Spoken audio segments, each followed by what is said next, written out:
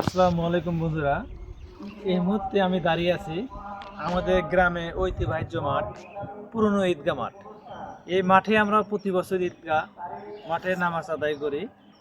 তো আজকে ২৬ সালে প্রথম ঈদ উল ফিতর ঈদ আমরা এই মাঠে পালন করতে পারিনি, কারণ বৃষ্টির কারণে আমরা ব্যর্থ হয়েছি এই মাঠে নামাজ পড়া। নিজ নিজ মসজিদে আমরা ঈদের নামাজ পালন করছি। এই মাঠটা যে কতটা সুন্দর সে দৃশ্যটা আপনাদের না দেখালে হয়তো বা বুঝতে পারবেন না। এই মাঠে আমরা এপারে আসি আমরা ঈদের নামাজ পালন করতে।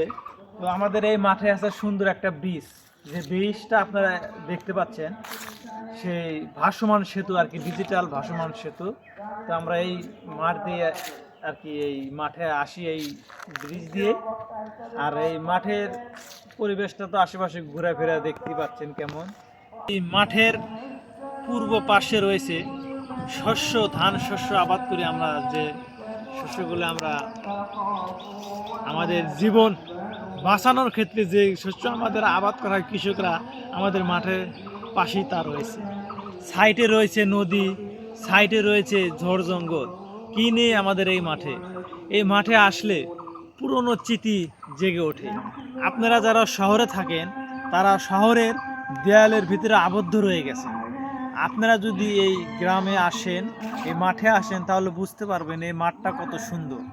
এই মাঠে আসলে মনটা নরম হয়ে যায়, শীতল হয়ে যায়। সেই হারানো দিনের কথা মনে পড়ে যায়, সেই ছোট্টবেলায় যখন আমরা এই মাঠে এসেছি। তখন এই মাঠটা কেমন ছিল, এই বাউন্ডারি সেই ওয়াল এরকম ছিল না, তখন ছিল অন্যরকম। এখন দিন দিন যাচ্ছে, চেঞ্জ হয়ে যাচ্ছে, কিন্তু আমাদের হারানো দিনগুলো আর হয়তো বা ফেরত পাবো না।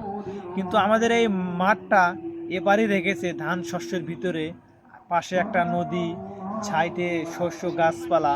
তার কারণ আমাদের গ্রামের মুরব্বীরা হয়তো বা মনে করেছে এই মাঠটা আমাদের স্মৃতি, আমাদের আবেগ। তো আমরা যখন বড় হব অবশ্যই চেষ্টা করবো এই মাঠটাকে ধরে রাখার, যেন আমাদের পুরনো স্মৃতিগুলো রয়ে যায়। দিন দিন দিন রয়ে যায়। আমরা বছরে 2 দিন আসি, তো হয়তোবা আসতে পারি না, আমাদের ব্যস্ততার কারণে আমাদের বিভিন্ন জায়গায় থাকতে হয়। যারা শহর থেকে ভিডিওটি দেখতে পাচ্ছেন তাহলে অবশ্যই বুঝবেন এই গ্রামের প্রকৃতিটা কত সুন্দর। আপনারা গ্রামে না আসলে বুঝতে পারবেন না। এই গ্রামটা আসলে অনেক সুন্দর। যারা গ্রামে থাকে তারা বোঝে গ্রামের মর্মটা কি।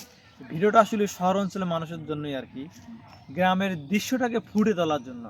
মূল উদ্দেশ্য এটা, আমার কথা কিছুই না। উদ্দেশ্যটা হলো গ্রামের প্রকৃতিকে আপনাদের মাঝে উপস্থাপন করা, যারা শহরে থাকি তাদের জন্য আর কি। ধন্যবাদ। ভিডিওটা পছন্দ হলে অবশ্যই লাইক কমেন্ট করে দেবেন।